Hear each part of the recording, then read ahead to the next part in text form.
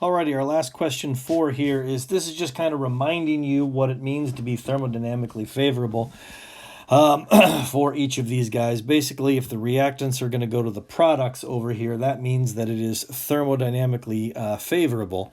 And we can go from there. Although, to be fair, this guy here says it's found to be thermodynamically unfavorable. But let's talk about favorable first. So before we get into this, if your reactants are going to go over here to your products, then what does that mean?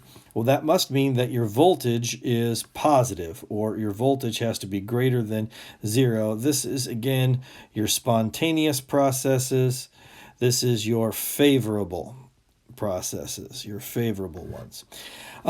Remember that delta G then has to be equal to a negative number, or delta G has to be less than 0. And then again, if you're going to go from the reactants over here to the products, then that means that your K value has to be bigger than 1 because you're going to have more products and very few reactants over here, because it's always products over reactants.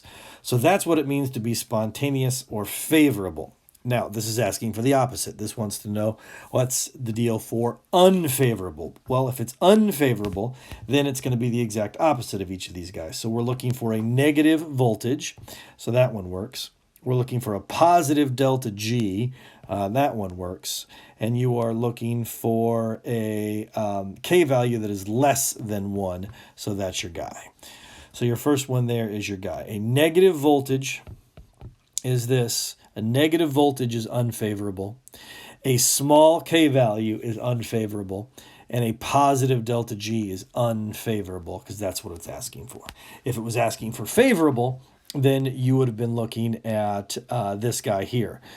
Favorable, I'll put in green here.